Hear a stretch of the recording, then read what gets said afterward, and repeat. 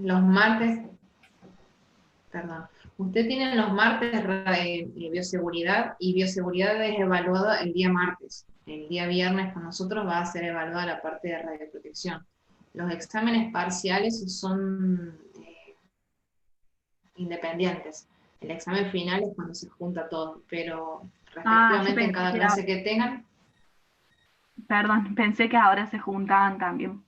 No, no, por eso. Ustedes el martes le evalúan bioseguridad y todo lo que han dado hasta ahí, y después el día viernes van a tener la evaluación nuestra con todo lo que hemos dado hasta ahora, pero solamente de radioprotección. No le vamos a hacer ninguna pregunta a nosotros que sea de bioseguridad que no se haya dado acá, porque nosotros hablamos un poquito de bioseguridad en cuanto al área de radiología o en la parte de radiaciones, ¿sí? Eso es lo que tiene que tener de diferencia entre una cosa y la otra. ¿Y van a hacer choice, profe, o cómo va a ser el parcial? Sí, se va a hacer, la idea es, bueno, estamos todos incursionando en esta nueva modalidad del Moodle y de la parte de evaluación con esta tecnología. La idea es una múltiple opción, sí, de opción única en elección, bajo la plataforma Moodle, pero eh, con, con piso en Zoom. O sea, ustedes van a tener que estar conectadas, ¿sí? Con la cámara prendida, con el audio prendido, todo, mientras se está desarrollando en ese tiempo que se les va a dar. Ya se les va a dar bien las indicaciones de qué tiempo van a contar para hacer el examen, preguntas van a ser, generalmente estándar son 20, pero todas esas especificaciones se las vamos a dar antes de iniciar, antes de que ustedes se encuentren con el parcial, ¿sí? Bueno, profe, gracias.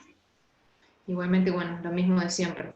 Cualquier duda que surja o cualquier cambio o modificación o alguna salvedad que se le tenga que hacer, se le va a estar avisando, eso que se tranquila.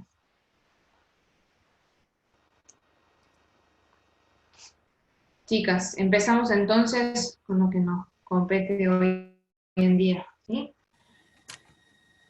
Como le dije, vamos a hacer un pequeño repaso o una revisión de varios temas y de diferentes puntos que tienen que tener en cuenta. Seguimos hablando de radioprotección, vamos a involucrarnos más en lo que es la dosimetría, ¿sí? En puntos que tienen que tener en cuenta y de conocer, ya que todo está relacionado una cosa con la otra, ¿sí? Si es radioprotección tenemos que cuidarnos y esa forma de cuidarnos es tener el conocimiento de los límites de dosis que tenemos permitido para no pasarnos y no generar ningún inconveniente.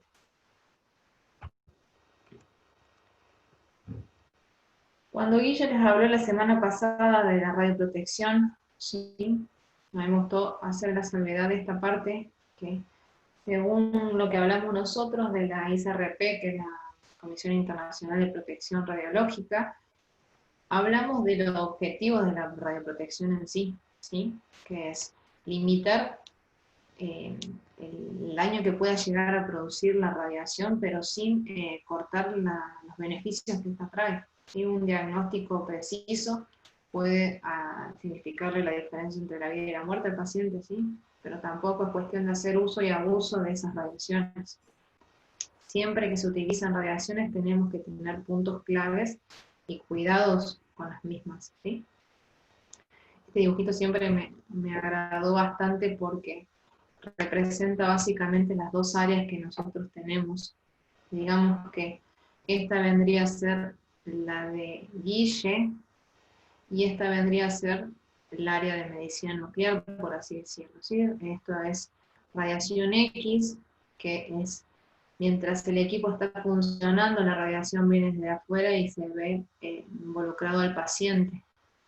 Siempre que se pueda cuidar, se puede cuidar al paciente, sí, ya sea usando, por ejemplo, protección gonadal en pacientes pediátricos cuando se hacen radiografías, limitando el uso, como mostraba Guille con el tema de las pantallas en hemodinamia, para que no tengamos radiación dispersa.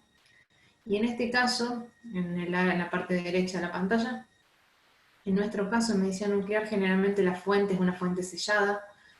Cuando hablamos de fuente sellada es cualquier tipo de radiofármaco o el mismo generador o el mismo paciente que está emitiendo radiación y es de donde sale la radiación, y tenemos que cuidar el entorno en sí, ¿sí? Todo lo que estamos parados, ya sea personal de salud que trabaje con nosotros, ya sea los parientes o los acompañantes de cada paciente. Todo eso se tiene que cuidar, ¿sí? Lo que muestra acá es la parte de dónde tenemos que aplicar nosotros los cuidados.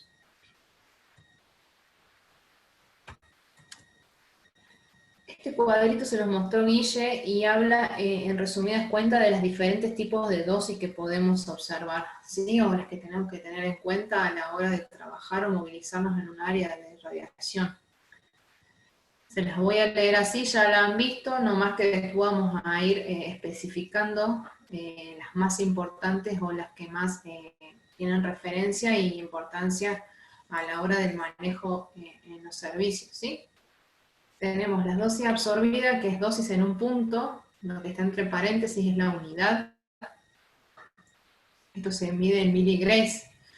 Tenemos dosis equivalente, que es la dosis recibida en un órgano puntual, se mide en milisieverts. Y tenemos la dosis efectiva, que son dosis total en una región, ¿sí? Entonces, esto también se mide en milisievert. Estas tres primeras dosis que vemos acá son las que son de mayor relevancia a la hora del cuidado como profesional de la salud, nosotros involucrados con radiaciones ionizantes, ¿sí? Tenemos una dosis umbral, que esa lo vamos a ver en efectos biológicos. La dosis umbral, como dice ahí, las dosis mínimas para efectos determinísticos. Cada área del organismo tiene una dosis umbral. Si esa dosis se pasa, ya puede haber daños físicos, químicos, biológicos y hasta visibles, ¿sí? Porque se produce un daño a nivel celular y eso se ve y puede tener daños más complicados a largo plazo.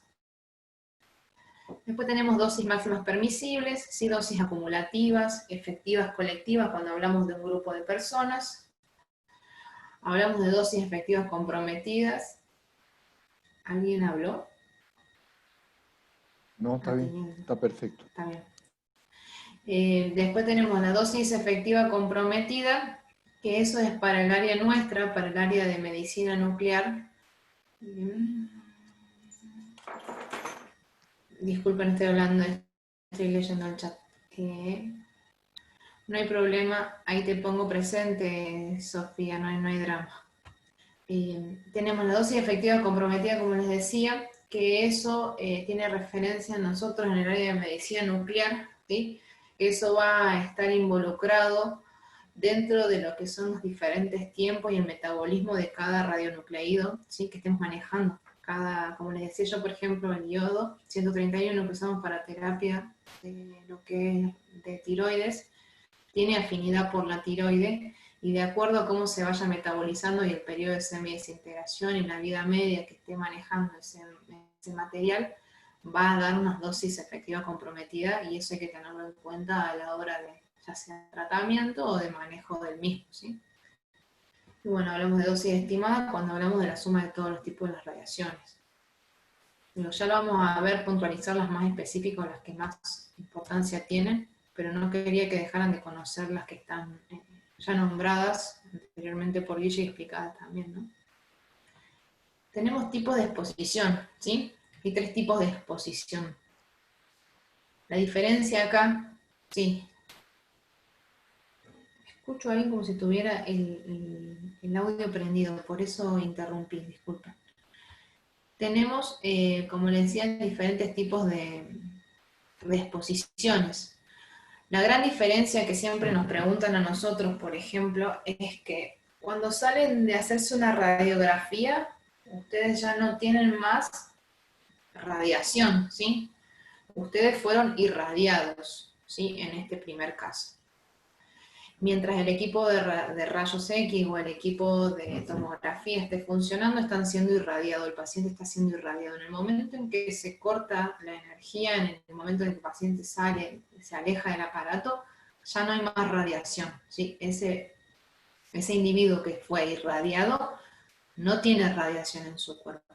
Diferente cuando hablamos de contaminación, ¿sí? O cuando hablamos de un procedimiento de medicina nuclear en el cual se tuvo que ingresar el material directamente en el organismo, ¿sí? Ahí sí, el paciente a donde quiera que vaya va a estar irradiando él, sale de él el material y está él haciendo la exposición al resto. Por eso el cuidado que hay que tener de los pacientes que salen de medicina nuclear, de que no esté cerca de niños pequeños o embarazadas, ¿sí? Hablamos de contaminación, ¿sí?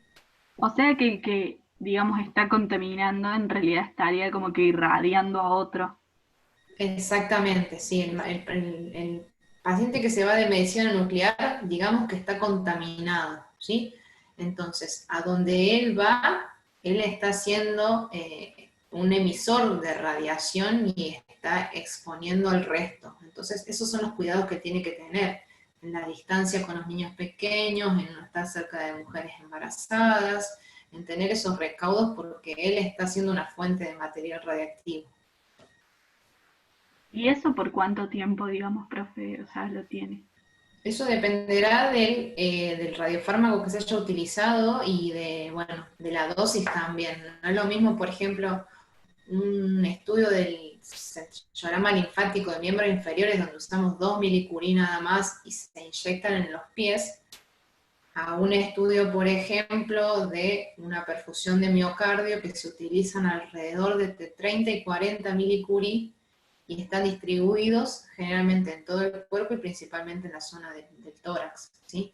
Entonces, generalmente en 24 horas, si hablamos de tecnesio 99, ya la cantidad de material que tiene es mínimo y ya es discriminado, o sea, se puede obviar, porque ya pasaron, estamos hablando de casi 5 o 6 periodos de semidesintegración del tecnesio 99. Pasaron casi 6 horas de caer a la mitad, 6 horas más a la mitad, y así ya es despreciable la cantidad que tiene. Y 24 horas más o menos. la ropa, digamos, cuando se lava, es como que se le va todo, digamos, la contaminación. La ropa, a no ser que tenga orina o haya tenido sangre o haya, qué sé yo, un niño, por ejemplo, se hacen estudios de reflujo y el nene vomitó, lo que se le da de tomar ese material, lo vomitó y lo tiene en la ropa, eso sí está contaminado. En caso contrario, si es por inyección, si el paciente se saca la ropa, eso no hay ningún problema. No está contaminado eso. Lo que pasa es que él en su organismo sí tiene, no el material que está en contacto con él directamente. ¿Se entendió esa parte? Sí, profe. Arli, Profe, sí, no, Sí, digo. dele no, nomás. mi consulta era que si, por ejemplo, en un tratamiento que se hace para el cáncer de tiroides es sumamente contaminante, por eso están separados por 14, 15 días, no sé bien cuánto es el tiempo, creo que era eso. Claro, o sea, cuando se recibe una dosis de terapia de yodo, que por ejemplo hoy se dio una y se dio de 30 milicurí de yodo 131, el paciente tiene que estar aislado completamente durante 10 días, ¿sí? Solito tiene que estar 10 días. No puede compartir baño o no se recomienda porque, bueno, el principal vía de eliminación es vía orina.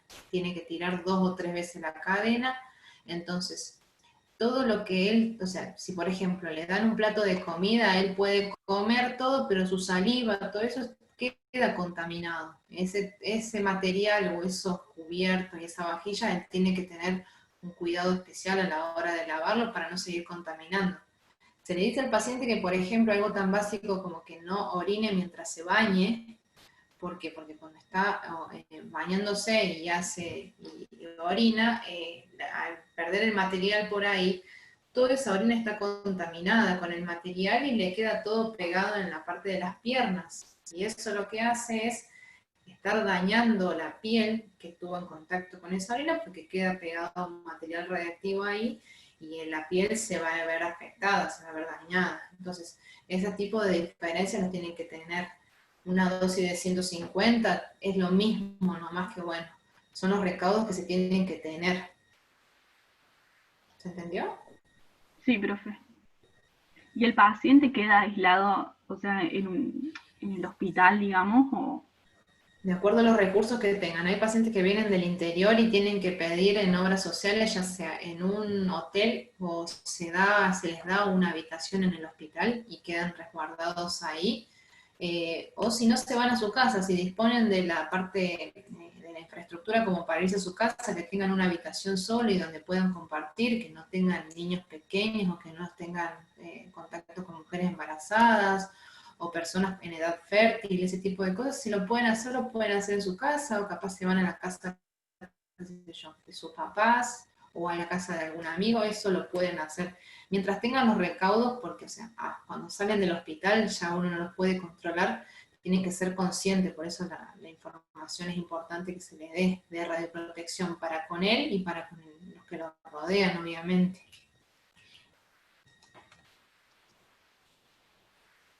¿Se entendió hasta ahí, verdad? ¿Me permites una cosita, Barbarita? Sí, Guille, por favor. Dos cosas. Con respecto a la muy buena pregunta de la contaminación de la ropa,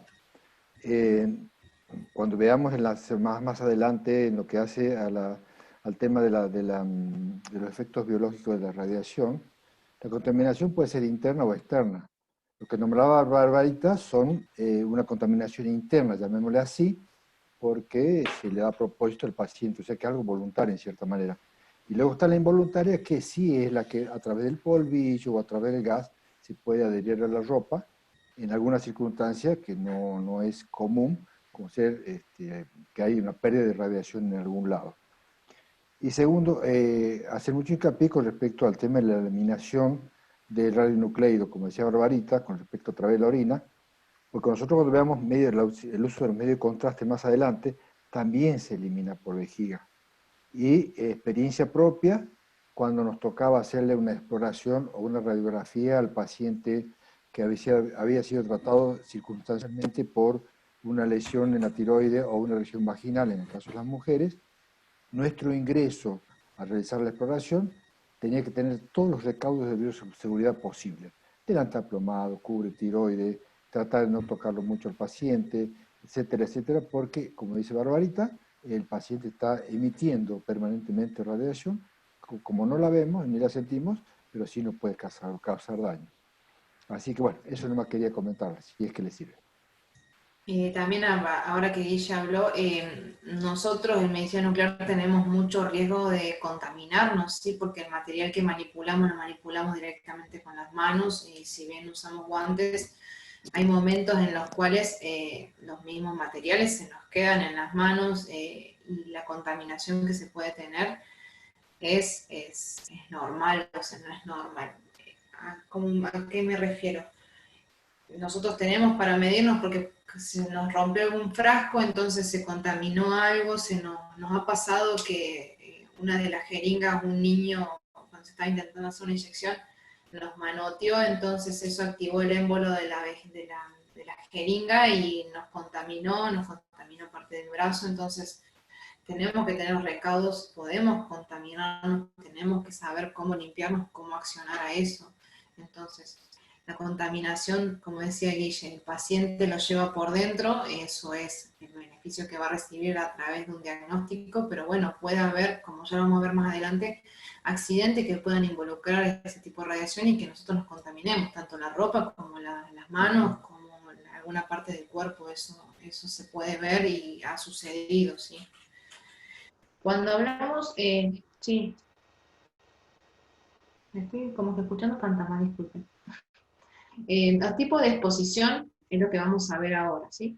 Tenemos tres tipos. En la primera parte estamos en la parte ocupacional, que es lo que estamos hablando básicamente del trabajo en sí. Como personal que trabajamos con radiaciones, ¿sí? Somos personal ocupadamente expuestos, es normal que nos expongamos a radiaciones y que tengamos absorción de dosis de eso, porque a eso nos dedicamos y tenemos que hacerlo. Siempre tenemos que controlar que los límites sean dentro de lo que está recomendado, obviamente. Como público también hay exposición, ¿sí? Ya sea personal de enfermería, acompañantes que vengan con pacientes, personal de limpieza, todo ese tipo de contaminación, de exposición que no está contabilizada porque no va a recibir ningún beneficio, no es el paciente, ¿sí? Y tampoco es personal que necesita trabajar y está cumpliendo sus funciones como licenciado o como médico, está esa posibilidad de exposición pública, ¿sí?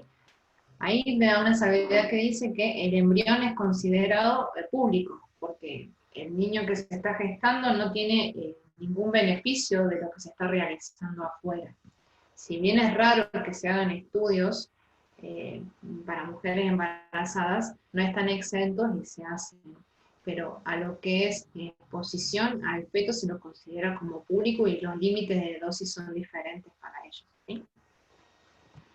Y la última parte es lo que vendría a ser el paciente en sí, y la exposición que recibe es una exposición médica, ya sea por, como hablamos, terapia, por diagnóstico, intervencionismo, ya sea hemodinamia, medicina nuclear, tomografía, todo ese tipo de exposición que sea con un beneficio, ya sea un diagnóstico, para recibir una terapia, para curarse, lo que fuera, ese es un tipo de exposición médica.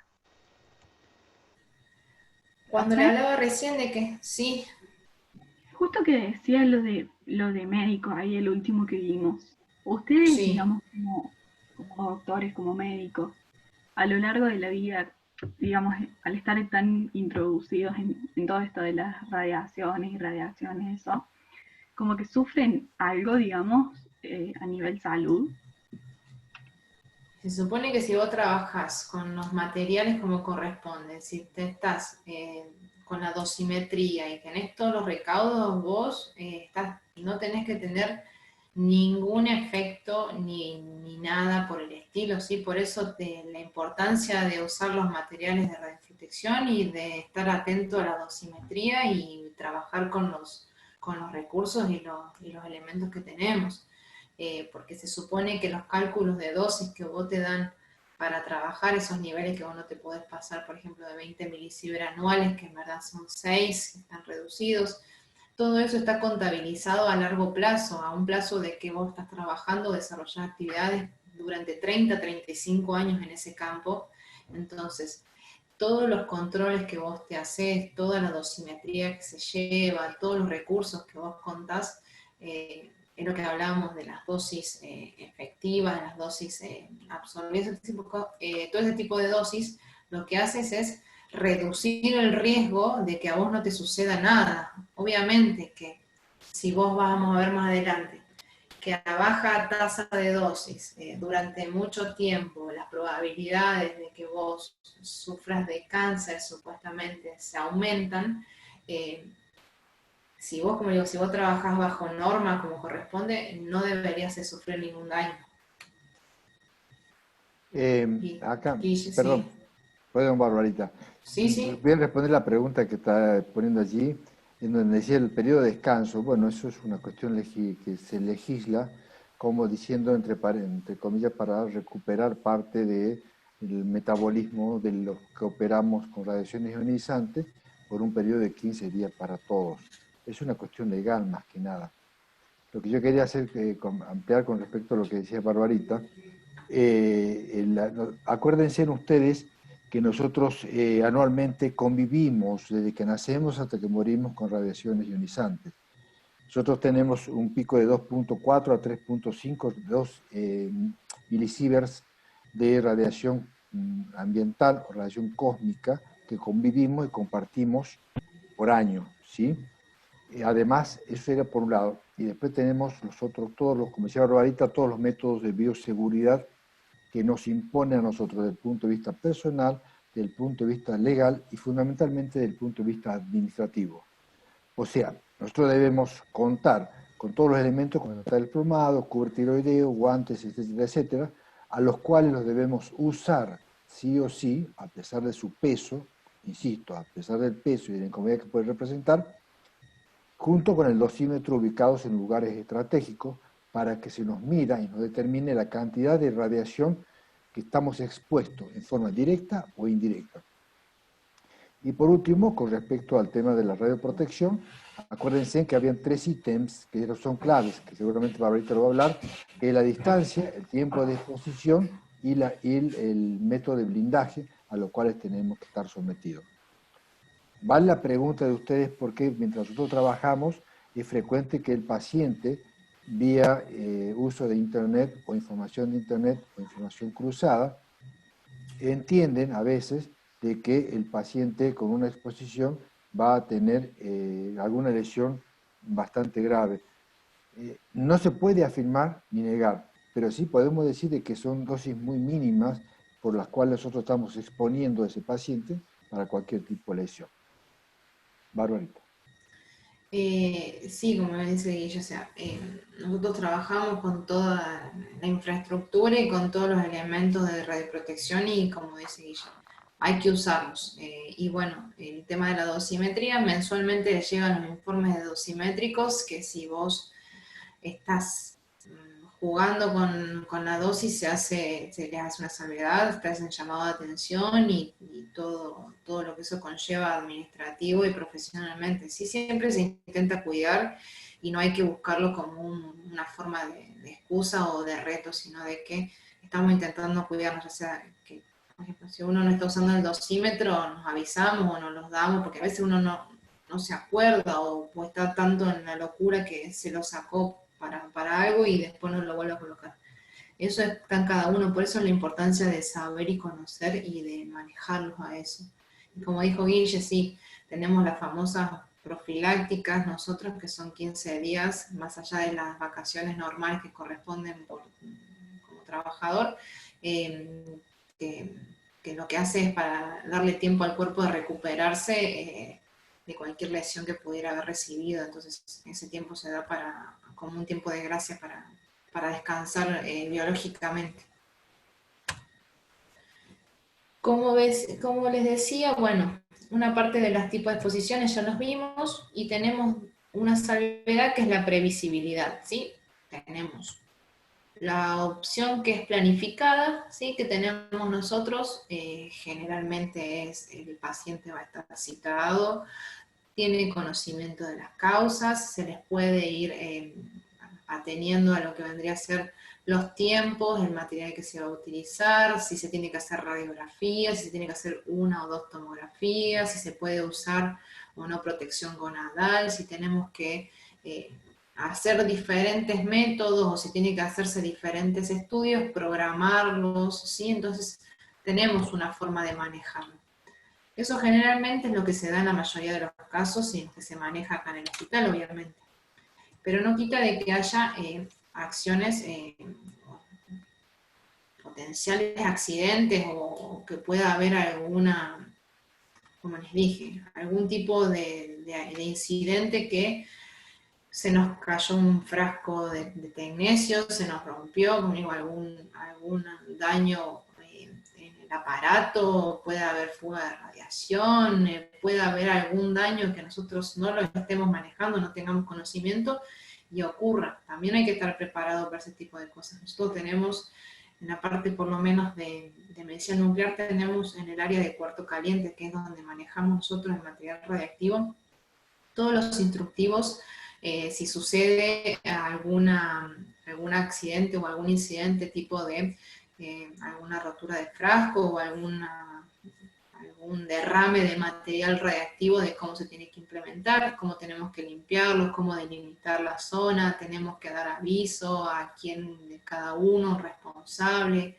Eso, todo este tipo de cosas se dan avisos. Siempre, como decía Guille en clases anteriores, siempre hay un grado de peligro, de riesgo, de manipular objetos o tipo de cosas que estamos ajenas nosotros, ¿sí? Eso tenemos que tener en cuenta. Profe, debe ser como que re difícil trabajar en su área, no sé por qué se me hace eso. No, es porque uno, ya cuando puedan ver cómo está distribuido el servicio, van a entender un poquito más. Lo que pasa que es un poco el desconocimiento y es lo que también intentamos acá.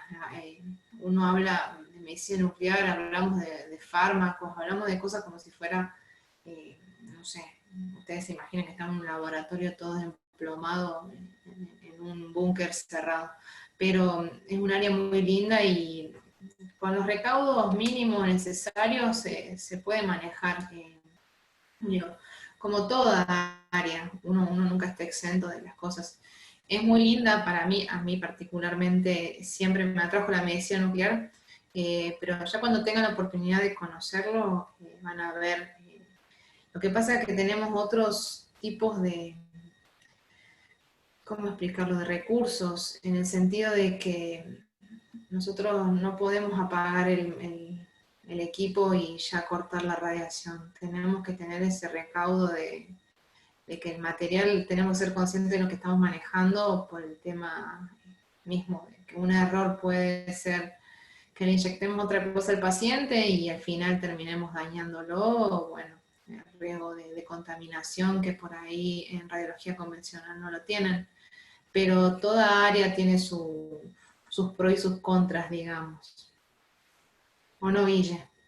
Permiso, sí.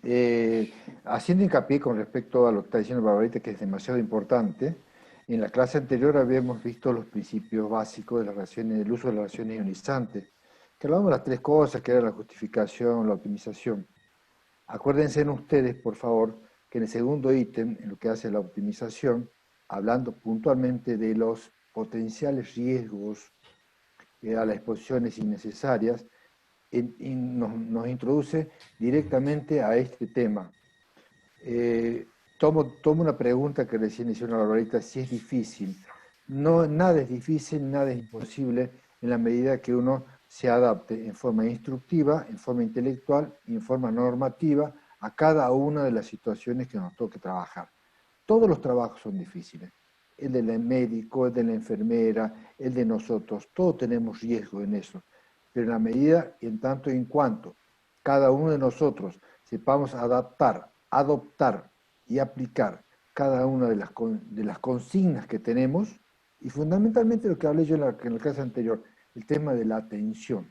La atención en todos estos casos es clave, y más todavía en el caso de medicina nuclear, donde se manejan dosis pequeñísimas, y en el caso nuestro usamos también dosis de exposición que también son un descuido por un celular o un descuido por un comentario ajeno al momento o a la situación que nos toca en ese momento, podemos sobreexponer de radiación a ese paciente. En la clase anterior les mostré 2 o 3 casos que nos correspondía a radiaciones ionizantes por descuido. Entonces, es válida la pregunta que hicieron. ¿Es riesgosa? Sí. ¿Se la puede hacer? Sí, cumpliendo todas las normas. Y para completar, junto a la optimización, tiene que estar siempre presente la actualización. Siempre tenemos que tener actualizado y tenemos que tener la conciencia que en nuestras manos tenemos un elemento que puede hacer mucho daño. Perdón, Barbarita. No, por favor. Bueno, justo que habla Guille, nosotros estábamos constantemente actualizando el tema de los protocolos que se utilizan por el tema de las radiaciones y de las dosis que se utilizan. Por ejemplo, un caso puntual que lo hemos manejado hasta ahora es que para lo que es anteyograma de ganglios linfáticos, para lo que es cáncer de mama, que se hace el ganglio centinela, nosotros usamos, por ejemplo, cuando se hacen cirugías en el mismo día, la paciente viene a las 8 de la mañana y la cirugía la tiene al mediodía, se utiliza una dosis de promedio de 4 milicurie. Si se hace de un día al otro en el que la cirugía es a las 8 de la mañana, entonces se hace la marcación el día anterior, usábamos entre 8 y 10 milicurie. Uno de los doctores que ha pasado por el servicio se fue a Francia el año pasado a hacer una capacitación, y allá utilizan entre 1 y 2 milicurie, sea cual fuere el caso, si se hace la cirugía en el mismo día o el día siguiente.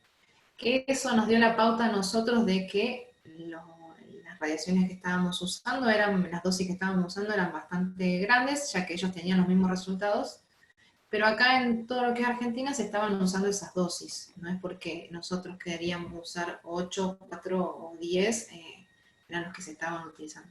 Pero bueno, gracias a lo que se pudo aportar desde el otro lado, desde la experiencia del otro lado, se redujeron un montón las dosis, ¿sí? Tanto del ganglio centinela, que ahora se está usando, no redujimos tanto a 1 y 2 porque seguimos todavía en prueba de experimento, por así decirlo, viendo si da resultado, y tanto en eso se ha reducido bastante, estamos hablando de entre 2 milicurie el mismo día y entre 4 o 5 los que se van al día siguiente, y uno dice, no hay mucha diferencia. No parece, pero en sumatoria de estudios, como contaba Guille, desde que nacemos hasta que nos morimos, hacemos estudios, nos hacen radiografías, nos hacen tomografía, que una cosa, que la otra, que la contaminación que tenemos en el piso, en el ambiente, la radiación, como que si sumamos todo eso, y aunque sea mínima la diferencia, si hablamos de 3 milicurie menos, a la larga se siente, y todo eso hay que tener conciencia y llevarlo a la práctica. No es que, bueno, separé, en vez de separarle, que le voy a poner 13, separé 16, total le pongo 16, no importa. No, sí importa, porque, o sea, a vos no te va a cambiar, pero el paciente en sumatoria de cosas sí. Entonces, eso es lo que hay que estar siempre atento y no estar con aires de grandeza o tomarlo a la ligera y decir, bueno, total, una no pasa nada. No, pero en sumatoria de cosas eso después tiene riesgo. Es trabajar con conciencia. Es, bueno, si me salió mal la placa, hice mal la radiografía, no localicé bien el pie, bueno, total hago otra.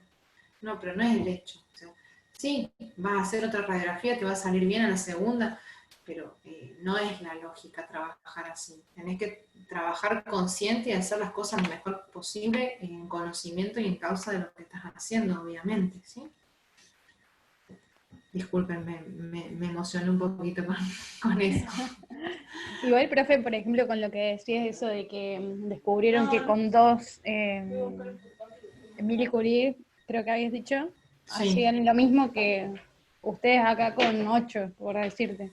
Sí. Y el efecto era el mismo, o sea, no... Claro, lo que pasa es que el ganglio sentinel es una estructura muy chiquitita que, comparado al resto de la estructura que está en la zona axilar, la radiación que capta ese ganglio ya es lo necesario y lo suficiente como para que el anatomopatólogo lo puedan extraer y se puedan analizar. Si antes, por ejemplo, le mostraba que tenía 13.000 cuentas, teniendo 8 milicurie, capaz que ahora le muestra que tiene 2.000 cuentas, pero en comparación al resto de la parte axilar, capaz que tiene 100 el resto de la parte axilar y 2.000 tiene el ganglio, entonces ya con eso localizan el ganglio y con eso ya es más que suficiente como para hacer el estudio, total es localizarlo y poder ver de sacar esa estructura. Entonces estamos viendo, optimizando la dosis, ¿sí?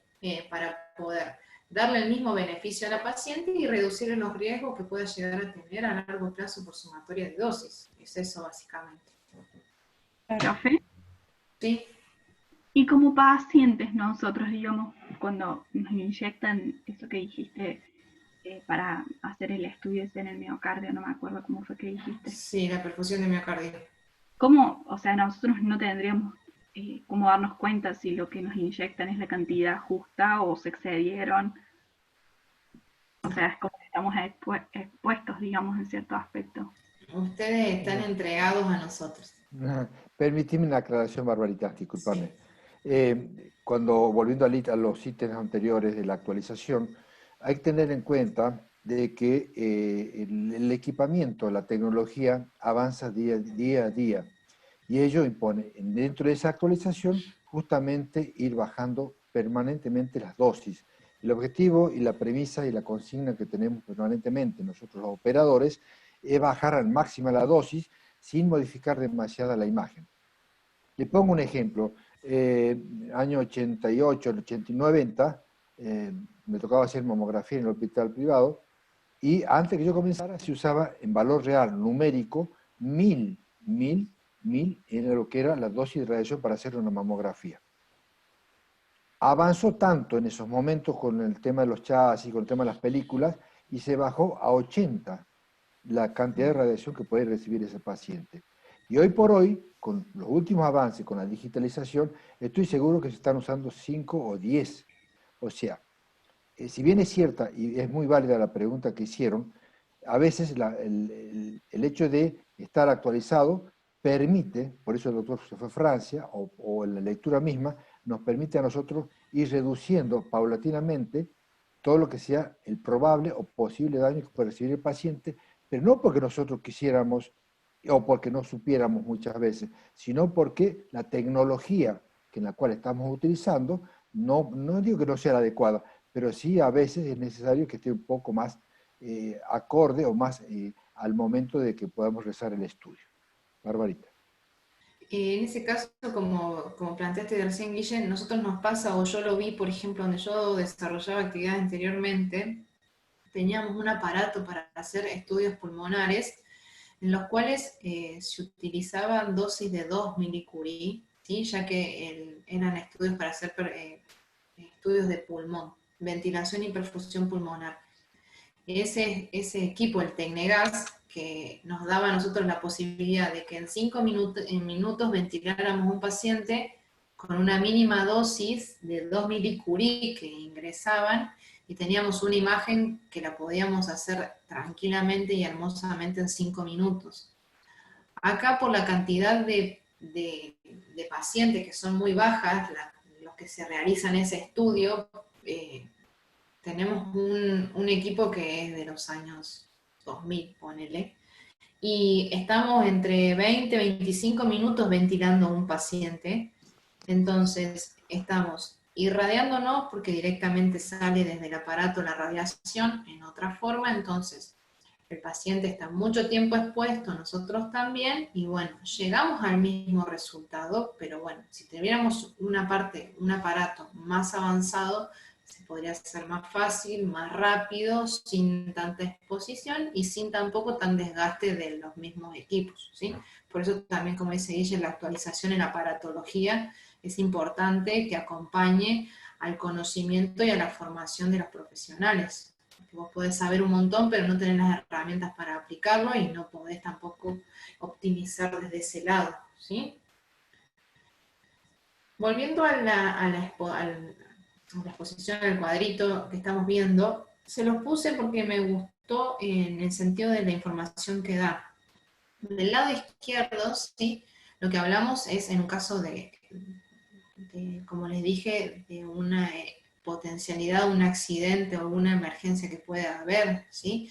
Les hablo así como si fuera, si vamos al caso extremo, una explosión, la bomba de Hiroshima, por ejemplo, una explosión nuclear que hubo, algún desastre, Chernobyl, ese tipo de cosas, donde las radiaciones fueron altísimas y las exposiciones fueron en un momento mucha cantidad, y los daños se ven en el momento porque el depósito de energía que hubo fue directamente en el organismo y las cantidades son altas y el daño es visible y el daño es palpable en el momento, y las consecuencias se pueden ver inmediatamente o en un corto plazo, ¿sí?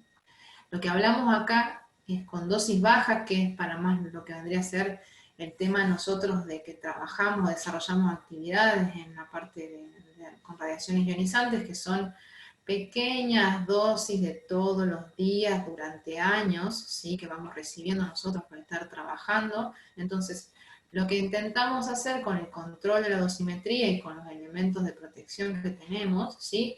Es lo que es evitar los efectos estocásticos, disminuir cualquier efecto que pueda haber para que el día de mañana no tengamos ninguna repercusión. Hablamos de que si todos los días yo, sin los elementos de radioprotección, sin el control dosimétrico, recibo todos los días un poquito de dosis sin cuidarme así durante 30, 35 años, las probabilidades de que yo sufra algún efecto tipo cáncer o algún efecto hereditario hacia las generaciones más abajo son altas. Entonces, eso es lo que se intenta reducir con todo el conocimiento de la radioprotección.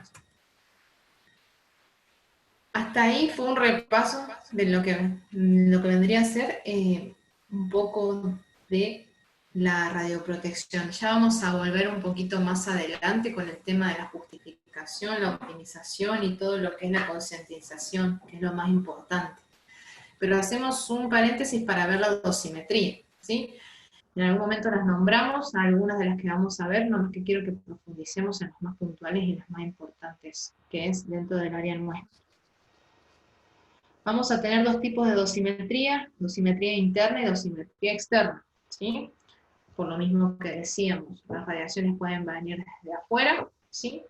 O pueden venir desde adentro y se tiene que calcular tanto el daño que pueden producir adentro del organismo, en algún órgano conjunto o el daño que puede producir si el organismo es irradiado completamente desde afuera, ¿sí?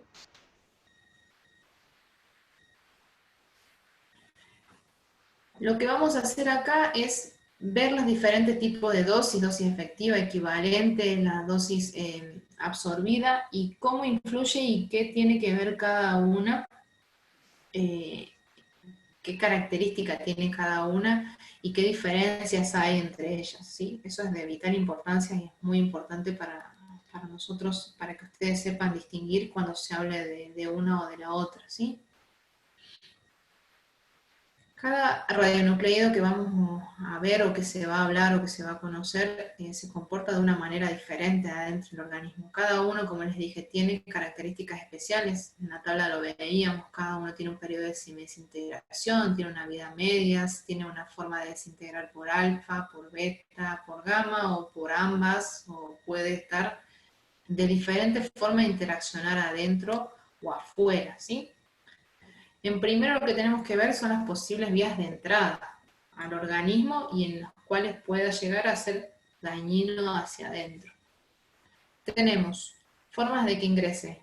Por forma de ingestión, a nosotros no nos dejan comer en las áreas donde manipulamos material radiactivo por la obviedad de que podemos tener algo en las manos, y de lo que tengo en las manos o lo que toqué recién, agarro una galletita, me la comí y después de ahí las mínimas partículas van adentro, pero como les digo, si yo todos los días no me lavo las manos, no me higienizo, como donde no corresponde, voy, toco material y como algo, voy sumando y todo eso a la larga tiene una repercusión, ¿sí? Puede ser que también en inhalación, los gases de radón, que en las casas, en el piso, todo ese momento se está inhalando. Hay trabajadores que una redundancia.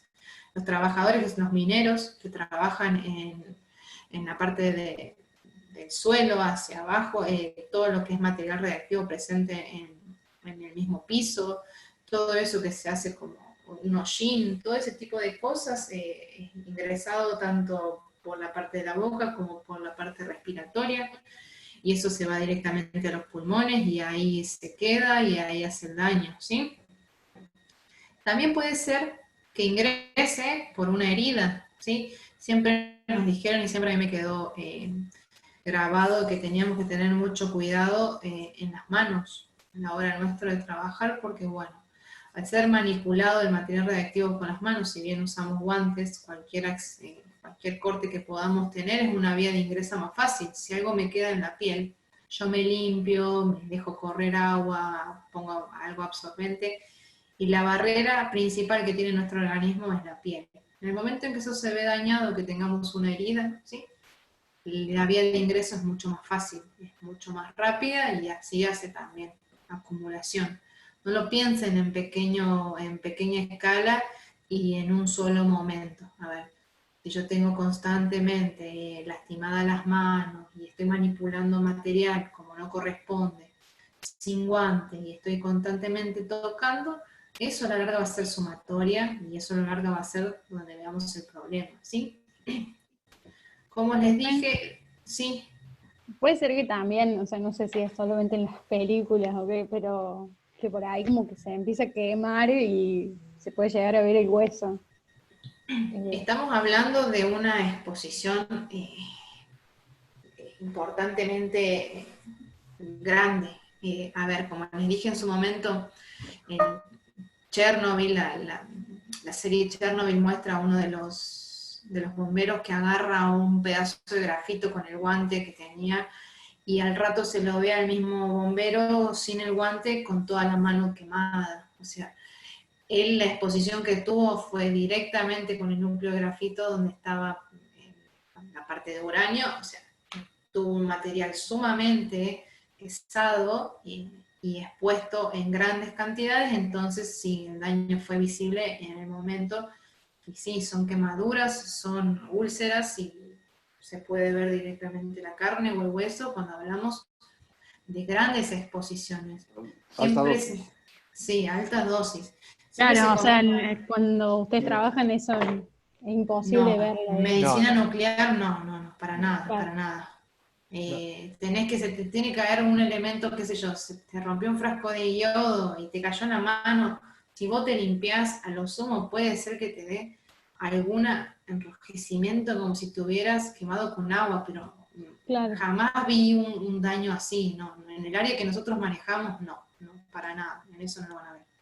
Perdón, Barbarita, No, para desde tranquilidad, Karen, te cuento, nosotros tenemos una dosis máxima permisible de 20 milisieverts anuales para llegar al extremo la cual es cierto lo que está diciendo, pero cuando estamos utilizando dosis por encima de los 1000 a 2000 milisieverts, o sea, estamos hablando de altísimas dosis, altísima Claro, cantidad. imposible en esa área.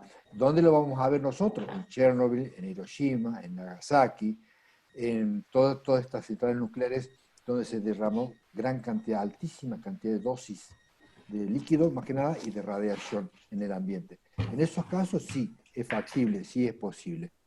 Así que, pero en el uso nuestro doméstico no.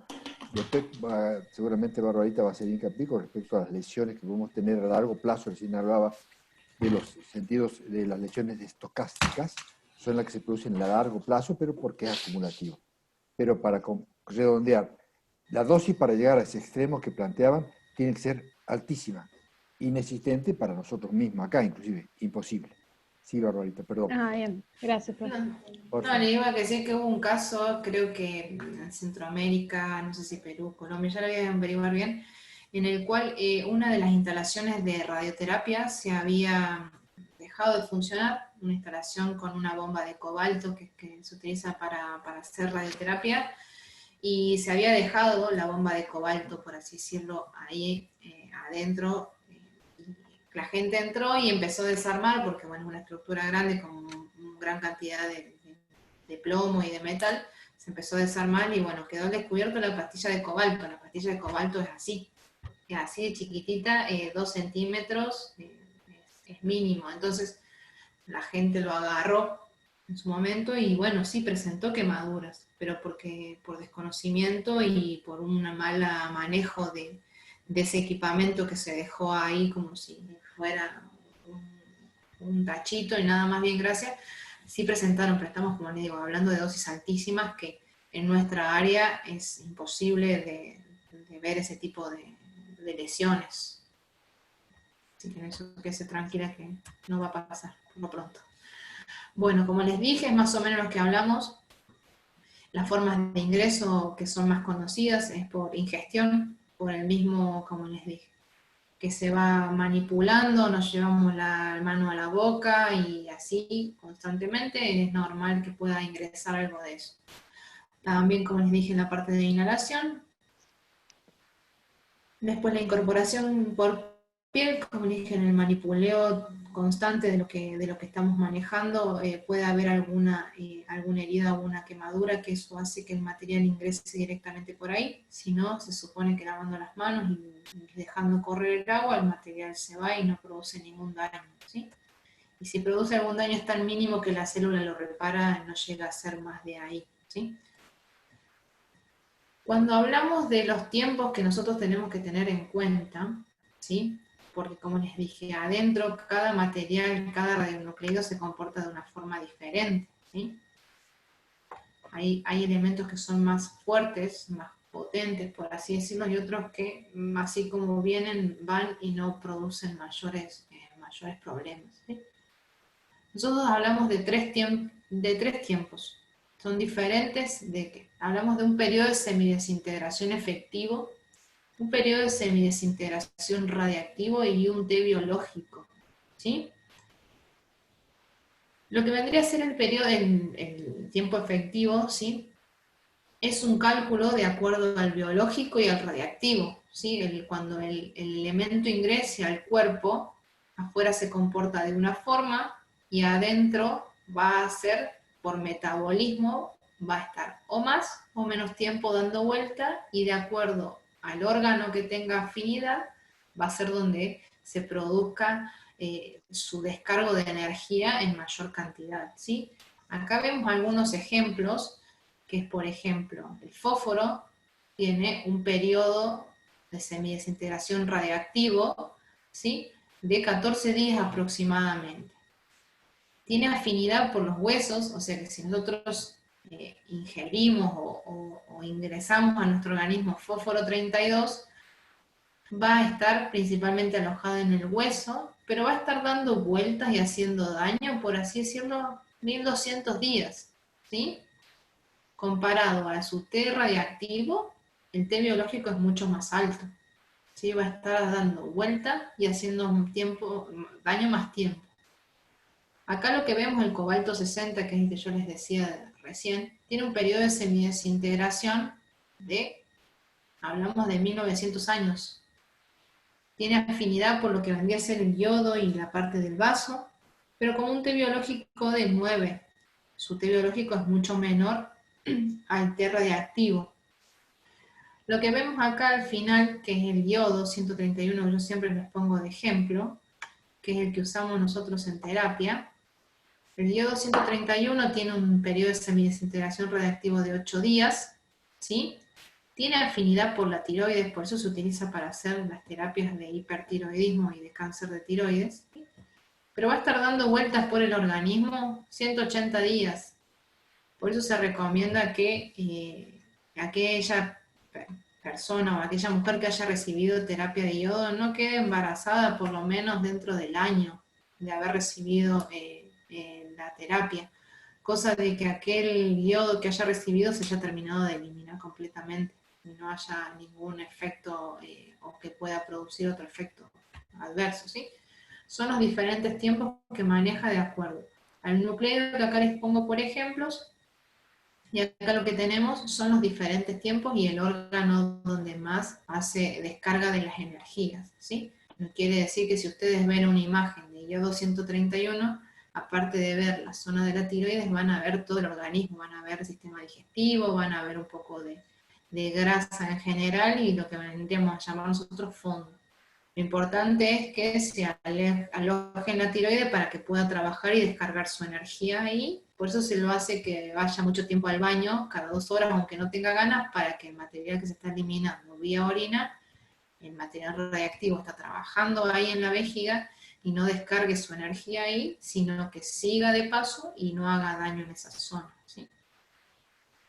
Acá vienen dos conceptos que pueden ser un poquito complicados porque ya estamos un poquito más adentro de la explicación, pero no deja de ser con correlación a lo que estamos hablando de los límites de dosis anual, como había dicho Guille, que en Argentina, en el mundo, en la última revisión, el límite es de 20 milisievert anual, no podemos recibir más de eso, se ha reducido a 6, nosotros no podemos, por sumatoria de dosis, recibir más de 6 milisievert anuales, ¿sí?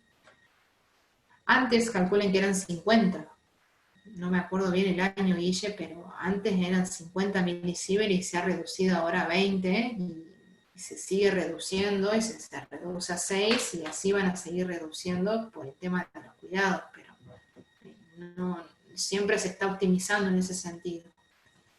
Hablamos de ALI, sí. No, correcto, perfecto, sí, perdón. Hablamos de ALI, ¿sí? Como límite de incorporación anual, las siglas están en inglés, ¿sí? Lo que hace el ALI a nosotros es darnos un poco más de información desde otra área, ¿sí? Acá dice, es un límite secundario, nosotros no lo tenemos mucho en cuenta, pero hay en otras instalaciones, como por ejemplo las centrales nucleares o lugares donde se maneja más material radiactivo u otro tipo de materiales, en los cuales sí se tiene que tomar en cuenta tanto el ALIC como el DAC, que lo vamos a ver más adelante, ¿sí? Pero si se denomina ALI, la actividad de un radionucleido que, incorporada anualmente, implica una dosis efectiva integrada en 50 años, igual al límite anual propuesto para la dosis efectiva, esto es de 20 milisievert. ¿Qué quiere decir? Que aparte de la dosimetría que nosotros tenemos de externa que nos mide en los dosímetros, siempre hay un poco de radiación que ingresa, ¿sí? Que eso es proporcional a la actividad que se realice y al radionucleido que estemos tratando, No es lo mismo tratar con tecnesio 99 que tratar con carbono 14, que en periodo de semidesintegración son más de 5.000 años. En eso está referenciado lo que dice ahí. Lo que hace es... Sí. ¿Vamos a tener que sacar cálculos con esto? No, para nada. Lo que pasa es que la mayoría de las definiciones de este tipo de terminología están dadas con fórmulas, pero es solamente para que tengan conocimiento de lo que se ve, y acá lo que les pongo es la unidad en la que se mide por el tema de conocimiento de ustedes. Sí tienen que saber qué son el ALI y el DAC, pero no les voy a pedir que calculen nada de eso, solamente como les digo. Si ustedes buscan definiciones, generalmente les ponen una ecuación y de ahí se las explican, es por eso. Cuando hablamos de DAC, estamos hablando básicamente del ALI, pero en otra área que vendría a ser lo que vendría a ser el aire. ¿Sí? Lo otro es a medida que lo vamos ingiriendo, lo vamos tocando, y este es lo que está presente en el aire. Se calcula de acuerdo a un trabajador que trabaja en promedio 8 horas por día y está trabajando más o menos 2.000 horas al año. Entonces, si un trabajador, por ejemplo un minero, que trabaja en una zona con posibles materiales, que haya radón en el suelo u otro tipo de contaminantes, eso lo que hace también es calcular que no se nos vaya el límite, porque nosotros tenemos formas de calcular las dosis de exposición, como por ejemplo el dosímetro, pero hay un área que no estamos tratando ni tenemos en cuenta, pero que está aportando radiación y que a la larga puede tener una complicación sobre el paciente, perdón, sobre el trabajador. Entonces, son diferentes puntos también que hay que tener en cuenta a la hora de hacer una integrada de toda la dosimetría que pueda llegar a tener el personal o la persona expuesta. Siempre se los hablo con una referencia ya no de nuestro ámbito, sino del área de... A nosotros no nos calculan todo lo que es DAC y ALI, ni nos tenemos en cuenta. Nosotros tenemos la dosimetría y nuestras dosis nos las dan en forma de dosis efectiva. Ya lo vamos a ver más adelante. Pero está bueno que conozcan de que más allá de esa dosimetría que tenemos nosotros, que es una dosimetría de exposición, ¿sí? Una dosis absorbida y equivalente de acuerdo a los cálculos, tengan en conocimiento que hay otras formas de recibir radiación y que se tiene que tener en cuenta a la hora de hacer un cálculo integrado, ¿sí? Pero ya hablamos de personales tipo de centrales nucleares, hablamos de lugares donde están manejando otro tipo de radiaciones y están expuestos de diferentes formas. Hablamos de dosimetría interna, ahora nos queda la parte de dosimetría externa, que acá lo que tenemos es la exposición, ¿sí? Como les dije, la exposición, si ustedes buscan la exposición propiamente dicho, les va a dar esta definición, donde les habla directamente sobre la fórmula, por eso les pongo la fórmula, ¿sí? Porque dice, si ustedes buscan exposiciones, dice, donde dQ es el valor absoluto de la carga total de los iones del mismo signo producido en el aire, todos los electrones liberados por fotones en un volumen elemental de aire. A ver. Yo, más allá de esto, lo que necesitamos saber es que Q es la carga de esa energía que está siendo depositada por el tipo de radiación, ¿sí? Y donde la M, perdón, es la cantidad de masa. No es lo mismo irradiar algo que pesa 1 kilo a algo que pesa 100, ¿sí? La cantidad de energía, la cantidad de iones que van a estar dando vuelta y van a estar impactando con la cantidad de masa va a ser la cantidad de exposición que tenga ese material, ¿sí? Cuando hablamos de la unidad de exposición, hablamos de Coulomb. Perdón, la de la carga es Coulomb y la de la masa es kilogramo. Disculpen, se me fue.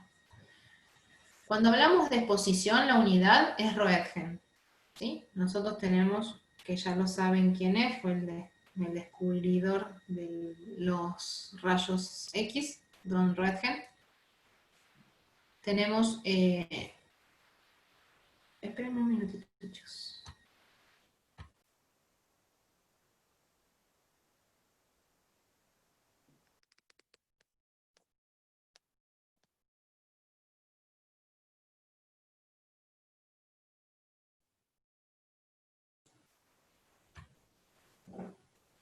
Perdón, me había ahogado.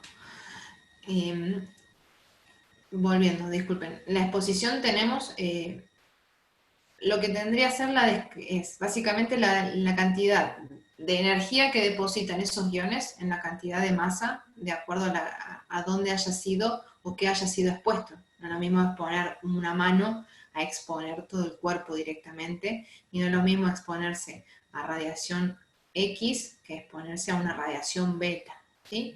De acuerdo a la energía que tengan, es de acuerdo también al tipo o el grado de exposición que se tenga. Cuando hablamos también de lo que hablábamos recién con Guille, de los criterios que tenemos que tener en cuenta a la hora de trabajar nosotros para poder reducir lo que estábamos viendo, las exposiciones y las dosis, ¿sí? Tenemos que tener 3 conceptos, 3 criterios básicos y que tenemos que utilizar y que nosotros los utilizamos muchísimo y es lo que nosotros nos guía el trabajo, ¿sí? Que es el tiempo, la distancia y el blindaje, ¿sí? Mientras menos tiempo estemos en contacto con el paciente, menos radiación voy a recibir. A mayor distancia que esté del paciente, menos radiación voy a recibir. Y si yo tengo los blindajes adecuados, interpuestos entre el paciente y yo, ¿sí? Menos dosis voy a recibir. Entonces, con esos 3 factores jugamos nosotros y eso es lo que nos rige a nosotros para poder desempeñar y poder optimizar siempre la práctica. Eso es importantísimo. Si ustedes, ya les voy a mostrar cómo está dispuesto el servicio, tenemos tal disposición de que las distancias sean a la hora de trabajar las mayores, estamos alejados del paciente mientras él está ingresado en el aparato. Los blindajes tenemos todo plomado a nuestro alrededor, contamos con los chalecos plomados, con los protectores tiroideos, en otras áreas tenemos protectores gonadales. Los tiempos que tienen de exposición, no estamos siempre al lado del paciente, estamos lo mínimo indispensable, lo ayudamos lo mínimo indispensable y después de ahí estamos detrás de los que son los vidrios plomados y cuidándonos siempre en ese sentido, ¿sí? Esos 3 criterios son fundamentales, como les dije, el tiempo. Mientras menos tiempo estemos con el paciente, mientras menos tiempo estemos sosteniendo la fuente o mientras más rápido separemos las dosis, menos me voy a exponer yo. La distancia, ahí ven un poquito las imágenes, este es el servicio nuestro, acá trabajamos nosotros y allá va el paciente. Siempre el paciente ingresa para allá, para lo más lejos posible de nosotros, ¿sí?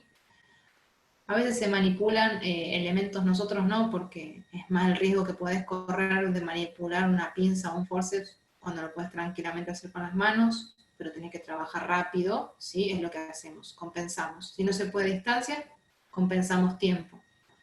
Trabajamos cerca, pero más rápido. Entonces estamos menos tiempo expuestos. Si bien estamos cerca, lo compensamos pasando el menor tiempo posible. Lo que ven acá del lado derecho de la pantalla es nuestra sala de inyección. Esa ventanita que ustedes ven se comunica directamente al cuarto caliente. El cuarto caliente, ahí donde manipulamos nosotros todos los elementos radiactivos. Lo que hace esa ventanita es para que nosotros no estemos entrando y saliendo del cuarto caliente e ingresando a la sala de inyección, directamente pasamos todo por ahí. ¿Qué hacemos? Reducimos las distancias que manejamos, reducimos las probabilidades de que yo salga y sin querer me choque a alguien, entonces se me llega a caer el material. Reducimos también el manipuleo del material, y así como lo separan, ahí adentro en el cuarto caliente lo pasan para este lado, lo inyectamos y lo devolvemos, ¿sí? Entonces, en eso el servicio está pensado y trabajado para que esos recursos sean de utilidad y se puedan implementar.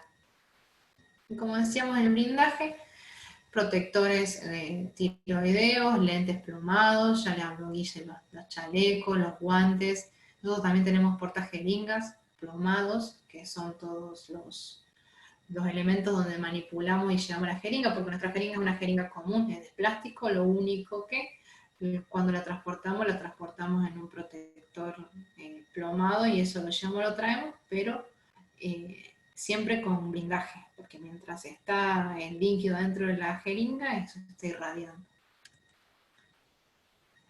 Y acá vamos a las magnitudes utilizadas en radioprotección, ¿sí? Cuando hablamos de magnitudes de radioprotección, vamos a hablar de lo que es propiamente dicho, lo que yo les dije de dosis absorbida, equivalente y efectiva, ¿sí? Acá les puse un apartado de lo que de las recomendaciones de la Comisión Internacional de Protección Radiológica, ¿sí? Que es lo que, como les dijimos en un momento, nos basamos para hacer todo el trabajo de investigación desde una fuente confiable, ¿sí? Ya que esto se manipula y se forma de acuerdo a convenios y a reuniones de la OIEA, de la ARN, de todo lo que se ve y nos regulariza a nosotros, ¿sí?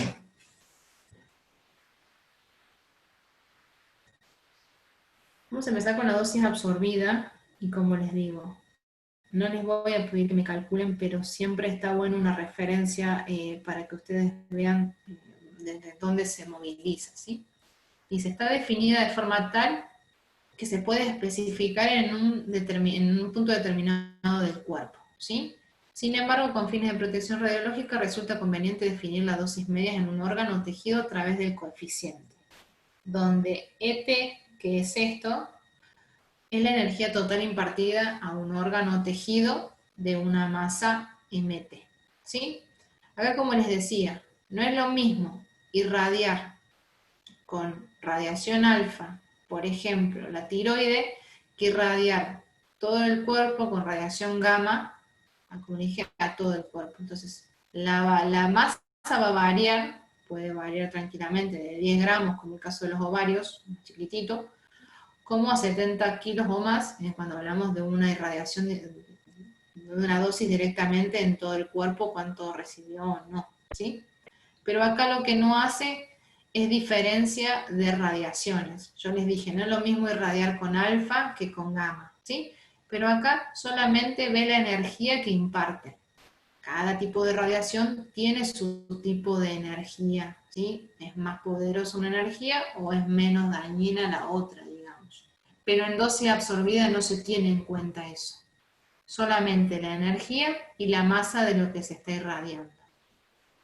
Como les decía, no es lo mismo irradiar este círculo, por ejemplo, que pesa 100 kilos, que con la misma radiación o con la misma energía irradiar algo que pesa 10, ¿sí? Eso es lo que intenta ver, ¿sí?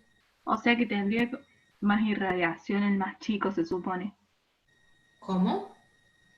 Que recién dijiste que no es lo mismo irradiar a uno de 100 kilos que a otro más chiquito, digamos.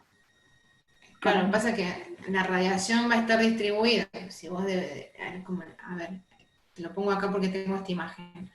Si vos irradiás un campo, por ejemplo, de 10 centímetros en algo que pesa 100, la radiación va a estar orientada y va a estar entregada directamente en un punto, pero capaz que en la zona externa, perdón, se me fue, la parte externa no está recibiendo la misma energía que recibe en la parte central, ¿sí? La dosis absorbida en esta parte va a ser muchísimo más que en esta zona. En cambio, si vos irradiaste con la misma energía este cuerpo, casi todo el mismo cuerpo va a recibir la misma energía y va a ser depositada. La dosis absorbida que tenga acá va a ser mucha y en todo el cuerpo, digamos. ¿Se entendió? Sí, profe, ahí se entendió mejor. Gracias. Ahora eso, como le dije, hace solamente referencia a energía y a masa. Ya cuando hablamos de una dosis equivalente, ¿sí?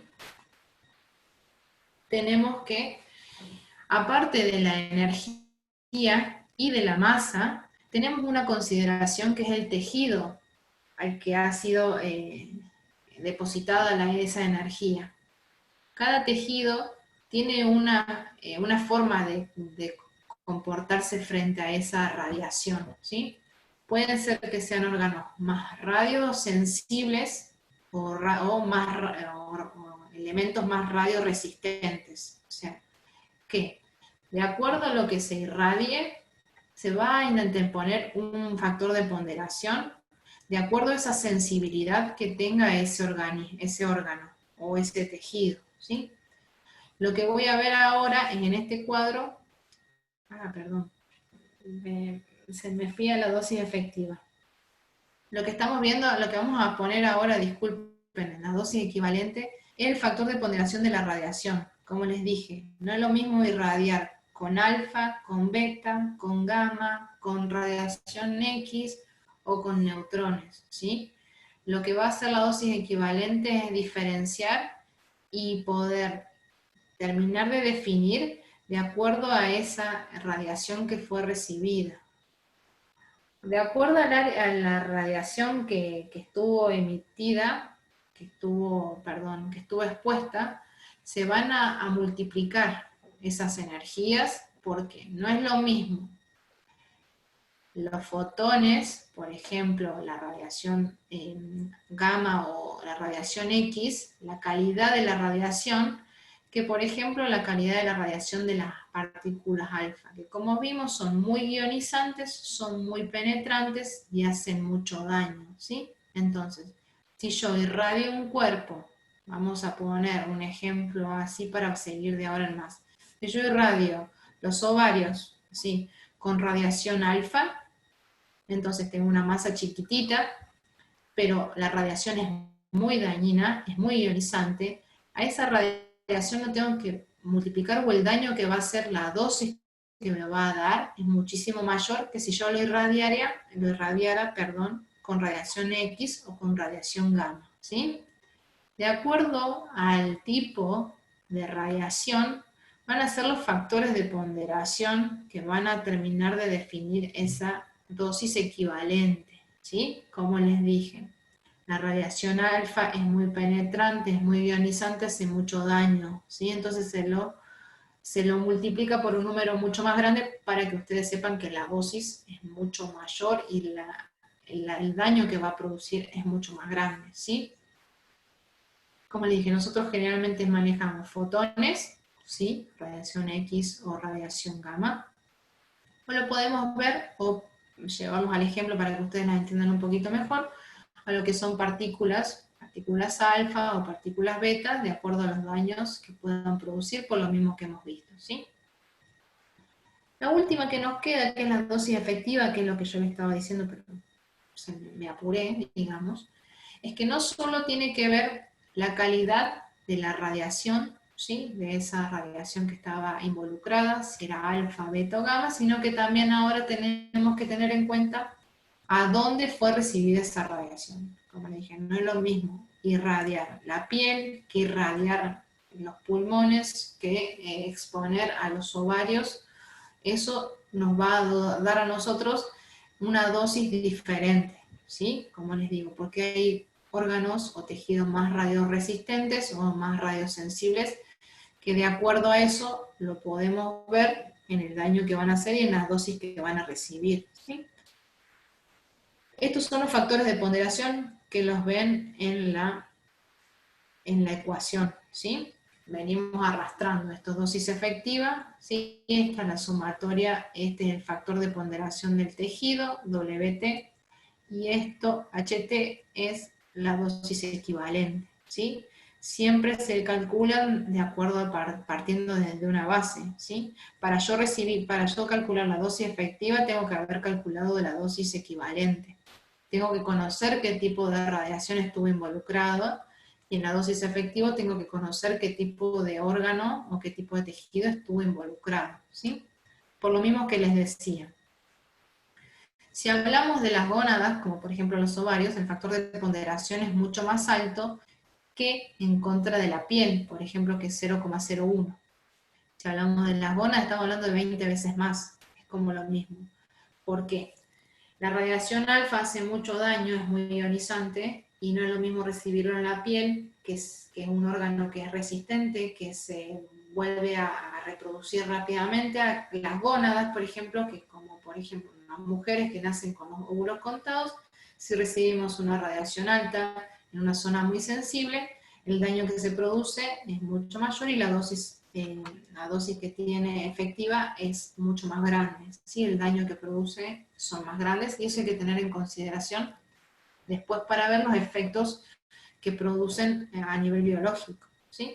Acá tienen las tablas, como digo, no les voy a hacer calcular nada, pero solamente quiero que sepan que hay órganos que son más radiosensibles, son más sensibles a la radiación, ¿sí?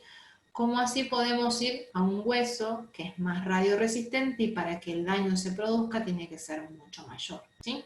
Se supone que la sumatoria de todos estos más el resto me va a dar 1, no 0,20, sino me va a dar 1, porque cuando hablamos de que recibió una radiación, una exposición a una radiación gamma en todo el cuerpo, se tiene que multiplicar por un factor de 1, porque es la sumatoria de todo el cuerpo, por así decirlo, ¿sí?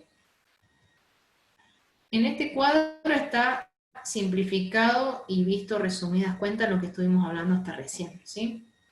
Hablamos de una fuente externa o interna, donde emite la radiación, la dosis absorbida, que es la energía depositada en un órgano, ¿sí? De una masa X, que solamente, como le digo, conocemos la energía y conocemos cuánto pesa, nada más. Ahora, si yo lo pondero por un factor de radiación, o sea, si yo conozco qué tipo de radiación es, si es alfa, si es beta, si es gamma, ya lo puedo multiplicar de acuerdo a ese tipo de radiación, y eso me va a dar a mí la dosis equivalente, que se mide en Siever, ¿sí? La dosis absorbida se mide en Gray, la dosis equivalente se mide en Siever, ¿sí? Y si a la dosis equivalente yo conozco qué tejido estuvo involucrado en esa exposición, y de acuerdo a la radioresistencia que tenga o la radiosensibilidad, ¿sí? Del tejido ese, lo multiplico, me va a dar la dosis efectiva que recibí, que también se mide en Siever, ¿sí? Eso en resumidas cuentas, lo que está involucrado y la diferencia entre cada tipo de dosis absorbida, equivalente y efectiva. ¿Acá ¿Me me permití siguen, un chicos? poquito? Sí, Guille. Perdón, para la chica le quiero aclarar, está perfecto lo que estás diciendo, pero me gustaría aclarar algo.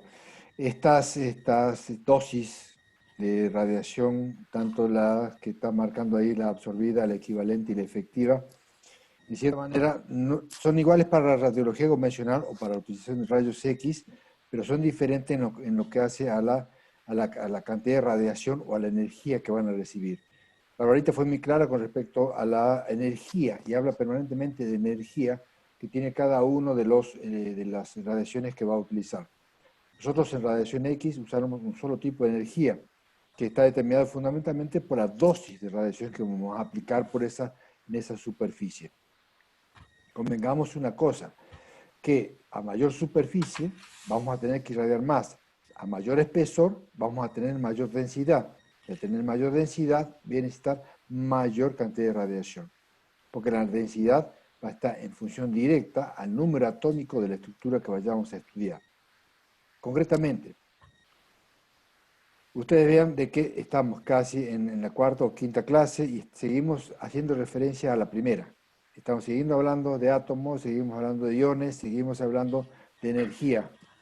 Entonces, yo les dije el primer día, eso va a ser una constante hasta que terminemos todo el ciclo, porque está presente el átomo en todo esto.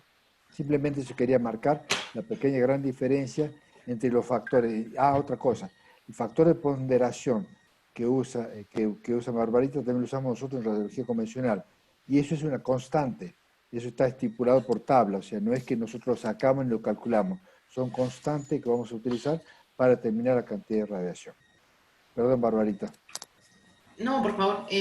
Lo que hace el sistema de MKS, que es el sistema dosimétrico que usamos nosotros, es darnos la dosis que nos representa a nosotros en el cuadro que nos viene, en el gráfico que nos viene, perdón, a principio o a fin de mes contándonos cómo nos hemos portado en el trabajo, por así decirlo, es ya con todos los cálculos hechos de una dosis efectiva, ¿sí? Ellos ya lo multiplican y ellos ya lo ponderan por los factores, por los diferentes factores de tejido y de radiación, ¿sí? Porque se supone que nosotros estamos trabajando en un área, por ejemplo, ya sea medicina nuclear o radiología convencional, que ambos usamos radiación fotónica, que usamos radiación X y radiación gamma, ya saben que lo ponderan por 1, que es el factor de la radiación de fotones, y lo calculan en cuerpo entero, que también es 1, entonces todos los valores que nos dan a nosotros ya son dosis efectivas y son las que nos regulan a nosotros de no pasarnos, como dije que nuestro límite es de 20 milisievert anuales, 6 en verdad está reducido para nosotros, y esos son los controles que nosotros tenemos. Pero ya MKS, que es el sistema, la empresa que nosotros nos lleva a la dosimetría, ya nos da a nosotros todos los cálculos hechos, ¿sí? Pero no quiere decir que no conozcamos cómo se obtiene cada tipo de dosis y cómo se ve representada, obviamente. En cuanto a dosis, si mi memoria no me falla, hasta ahí terminamos. Lo que vamos a ver a continuación es algo que me resultó muy interesante y le agradezco acá a Guille que me lo compartió en un momento. Es un proyecto que se realizó y se presentó en 2015, ¿sí? Ahí abajo tiene referencia, en el Congreso Regional Latinoamérica, presentado por el Hospital Profesor Posadas, que presenta un proyecto de concientización principalmente en lo que es la parte de radioprotección. ¿A qué vamos con esto? Nosotros siempre hablamos de la radioprotección como justificación, como optimización, los límites de dosis, ¿sí? Pero lo que se rescata acá es la concientización, ¿sí? Y el crecimiento y lo que vendría a ser la actualización de los criterios que tenemos que tener. ¿Para qué? Para que todo lo que nosotros sabemos lo pongamos en práctica, lo manipulemos y podamos trabajar como corresponde, ¿sí? Ya se los voy a subir al aula, al proyecto acá está resumido, presentado, así que ya lo voy a subir para que ustedes lo puedan leer. Esto es un breve resumen, ¿sí? Para que podamos hablar y también se presenten casos que se puedan ver desde otro ángulo. Este es un estudio que se hizo, se implementó y bueno, me gustaría que lo conozcan, así como Guille me lo presentó a mí, me pareció muy relevante y muy atractivo. Me gustaría que lo conozcan y también lo compartan, ¿sí? Lo que habla acá básicamente es eso, estudiar y ver de qué forma, cuando uno está consciente de lo que hace, sabe con qué está trabajando, sí, y cuenta con los elementos tecnológicos, institucionales y de infraestructura necesaria, puede hacer un uso apropiado de las radiaciones y por eso presentar los mayores beneficios y darle a conocer al resto, al mundo, de que las radiaciones, si bien son perjudiciales, si se utilizan como corresponde, ¿sí? Los beneficios que se tienen son muchos y muy buenos, y es eso lo que hay que terminar de incentivar. Porque sí, así como se producen accidentes, se producen daños, y la gente generalmente tiende a asociar la radiación como algo malo, ¿sí? ¿Por qué? Porque lo que se ha conocido siempre han sido catástrofes o lugares que han hecho desastres. Entonces, la cuestión acá es concientizar, conocer y manejar bien los elementos que tenemos disponibles. Acá, como les digo, los principales, los ejes donde ellos trabajan, o lo que se intenta trabajar siempre, es en el recurso humano, en estar siempre capacitándonos, ¿sí? Eso, la importancia también de queda en uno, de seguir creciendo como profesional, de no quedarse estancado en lo que vimos. Yo me recibí en 2012, y bueno, el último que vi, lo vi ahí, después no sé más nada. No es cerrarse en eso. Es seguir investigando, es seguir creciendo, es seguir aportando y poder seguir explotando todo lo que podemos realizar, ¿sí? También tenemos que tener un acompañamiento de los recursos tecnológicos. No es lo mismo trabajar con un elemento del 95 que trabajar con algo del 2015 o del 2019 o del 2020. Si vos tenés los elementos y tenés la tecnología y tenés el recurso, las posibilidades son muchísimo mayores y lo que vos podés presentar y hacer es muchísimo mejor. Pero bueno, a veces se tienen los elementos, a veces tenés recursos tecnológicos y no hay gente capacitada para utilizarlos. Entonces, es ahí cuando se ve una falla muy grande porque decís, semejante equipo y no se sabe manejar, o no lo sabemos aprovechar, o nos quedamos en lo básico siempre.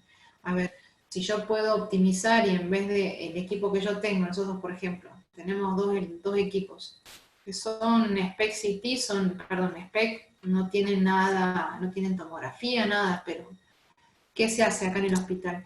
Como no tenemos el mismo equipo que es un Spec CT, que el mismo equipo que te adquiere la imagen de cámara gamma te hace una tomografía, lo que se hace es, junto con el equipo de tomografía, se hace la tomografía del paciente y acá en el servicio se fusionan las dos imágenes y eso da mucha mayor información. ¿Eso qué hace?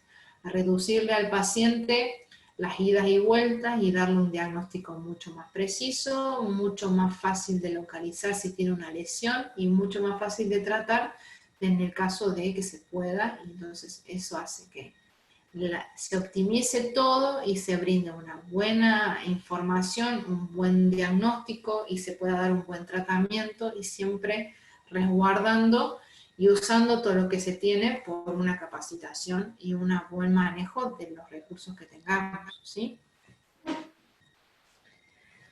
Acá entramos particularmente a lo que hablamos de radioprotección, ¿sí? Cuando hablamos de justificación, cuando dice justificación del pedido.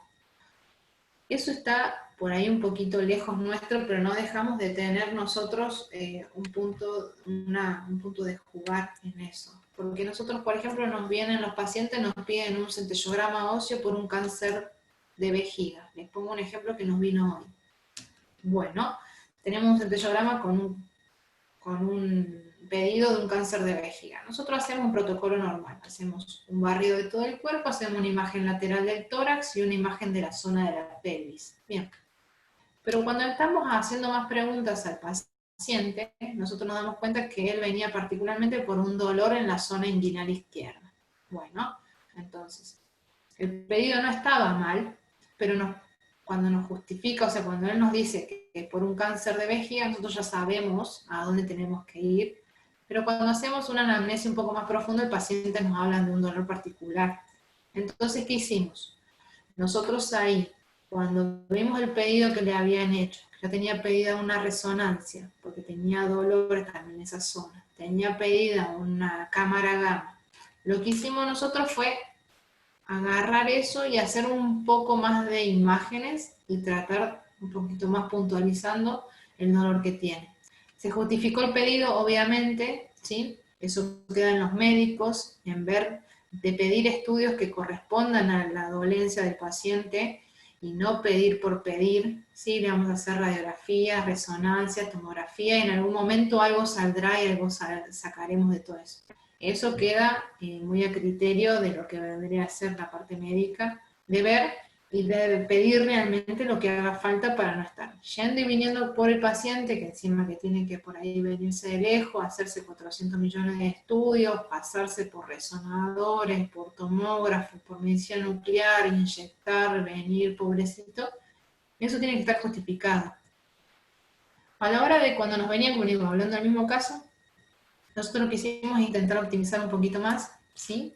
Entonces lo que hicimos fue no solo hacer el estudio convencional que hacemos para un cáncer de vejiga, ¿sí? Sino que nos puntualizamos y fuimos al dolor donde él tenía y aportamos un poquito más de idea en lo que es el dolor, ya que le hicimos una fase tisular precoz y una fase angiográfica de la zona donde a él le molestaba, y nos dio más información de que había un foco activo, una posible metástasis en la cual eso queda a criterio nuestro, porque nosotros preguntamos, nosotros hicimos un poquito más de hincapié y no nos quedamos solamente con lo que nos decía, ¿sí? Cuando hablamos de optimización de la práctica es eso. Ahora, cuando hablamos de optimización de los elementos de radioprotección, es más o menos lo mismo, en el sentido de que si yo tengo que optimizar, tengo que ver qué dosis le voy a poner al paciente, ¿sí? Porque, por ejemplo, en otro lugar donde yo trabajaba usábamos para un centellograma óseo, usábamos un promedio de 30 milicurie. Cuando yo me vine a trabajar acá, usábamos 20. Y yo dije, es muchísimo, me estamos hablando de un tercio menos de lo que usamos regularmente para un paciente. Pero que compensábamos un poquito con el tiempo. Entonces, lo que antes lo hacíamos en 20 minutos, acá lo hacemos en media hora, pero optimizamos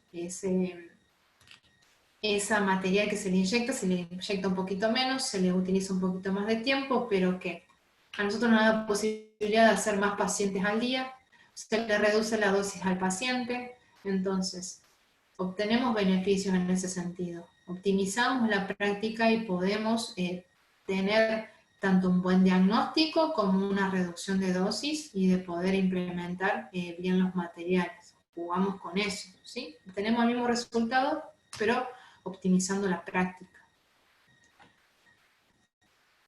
La última parte, que es lo que hablamos, es concientización, y acá creo que la salvedad no solo es la concientización del paciente, sino también la nuestra, pero bueno, acá lo importante es que el paciente conozca qué se le va a hacer, cosa de que ellos también tengan un conocimiento de por qué hacemos las cosas y que nos colaboren también, ¿sí? Siempre que nos pasa a nosotros es que el material que usamos nosotros para hacer las perfusiones de miocardios, aparte de quedarse en la parte del corazón, queda mucho en la parte digestiva.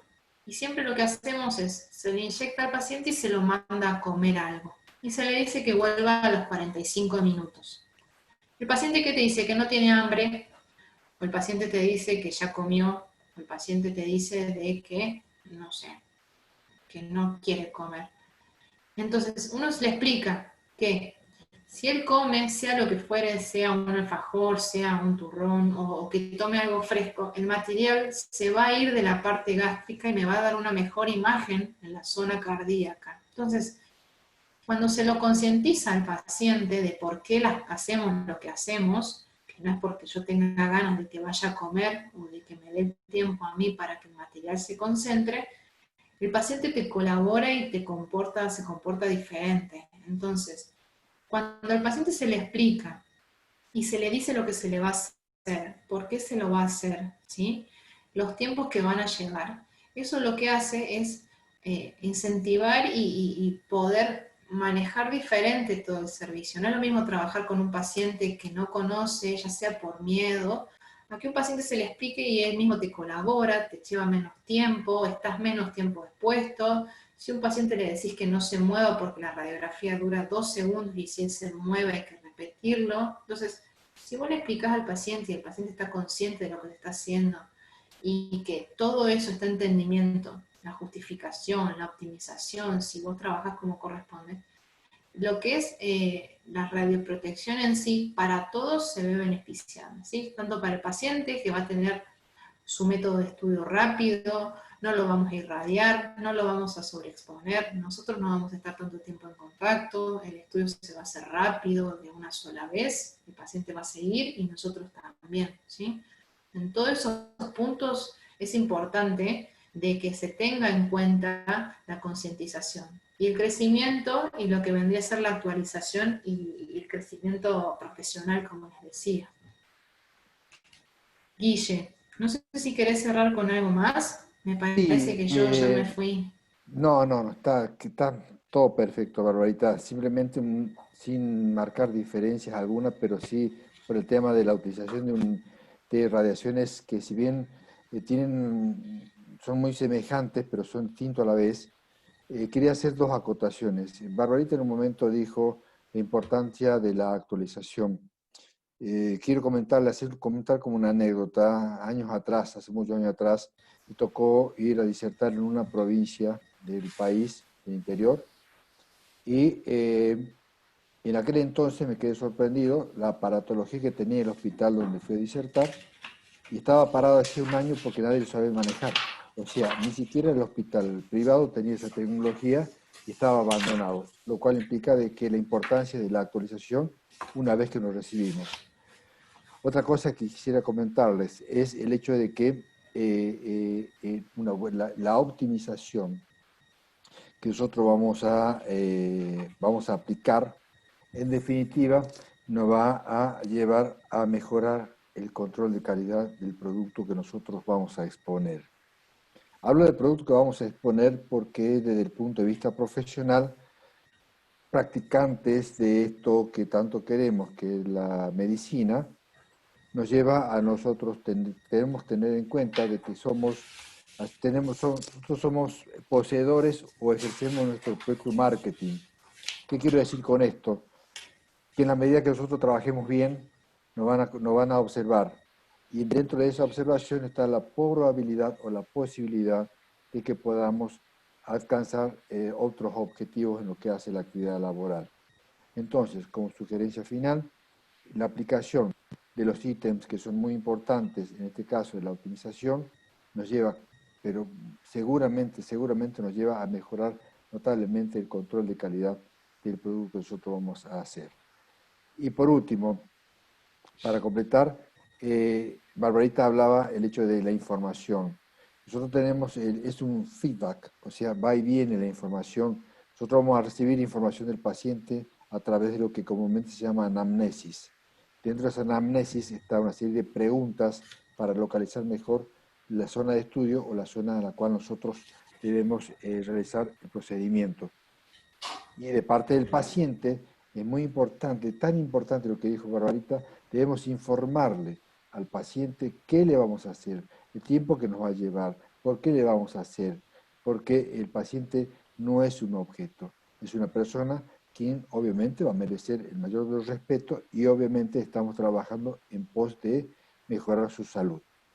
Concretamente, creo de que todos los conceptos que ha dado Bárbara son demasiado importantes para el inicio de la carrera que ustedes están iniciando, digamos, valga la redundancia, en estos momentos, ¿sí? Barbarita, perdón. No, por favor, Villa. Bueno, chicas, como les dije, en la próxima clase ya vendría a ser el parcial, va involucrado todo lo que se ha dado hasta el día de hoy, lo que está en los PowerPoints, lo están, como digo, falta de esta clase porque, bueno, tuve un inconveniente, ahora la voy a subir junto con el proyecto que les dije, este que presenté al final, que me pareció interesante y que lo van a ver un poquito más completo. Y como les digo, cualquier duda, consulta que tengan, a través de la plataforma Moodle lo pueden realizar, así la evacuamos. Como término lo ponemos el miércoles, cualquier duda, consulta que necesiten realizar, hasta el miércoles a última hora pueden hacerla, si nosotros nos da el tiempo de evacuarla. El jueves vamos a estar abriendo para ver si hubo alguna y para poder disiparla, para poder que ustedes el día del examen, el día viernes, estén ya en condiciones de rendir. Pero bueno, cualquier novedad o algo se les hará saber, pero por lo pronto hasta acá hemos terminado la primera parte. Ya después nos toca un poquito más de una parte física y ya después vamos con la parte práctica, que es más bien la radioprotección y la parte de imágenes que puedan haber a parte cardíaca en medicina nuclear y en las diferentes áreas de radiología convencional, ¿sí? ¿Alguna duda, consulta? Sí. Me permití una cosa, chicos, lo que quería confirmarle a ustedes de que tanto los parciales como los exámenes finales, nosotros vamos a remitirnos a hacer las preguntas, obviamente, textuales sobre todo lo que se dictó en clase. O sea, no surge ni está el ánimo de nosotros la aparición de preguntas o temas que no se hayan dictado en clase, ¿sí? Entonces implica, que le aclaro esto para que un poco permitirles a ustedes que se remitan a lo que se dictó en clase, que en base absolutamente a todo lo que se dictó, van a hacer todas las preguntas del parcial y exámenes final. Bueno, chicas, gracias. Como les digo, Bueno, así profe. cualquier duda que surja lo dejan en la plataforma Moodle y hasta el miércoles, cosa de que nosotros nos den tiempo de evacuarlo, y bueno, el jueves queda en gracia y el viernes la estaremos viendo para el parcial, ¿sí? Bueno, gracias. Bueno, profe. Listo, chicos, que tengan Bueno, buen fin de semana. Buen fin de a Igualmente, todos, gracias. que anden Gracias. bien. Hasta luego, chicos. Hasta Suerte. luego. Adiós. Chau, muchachas.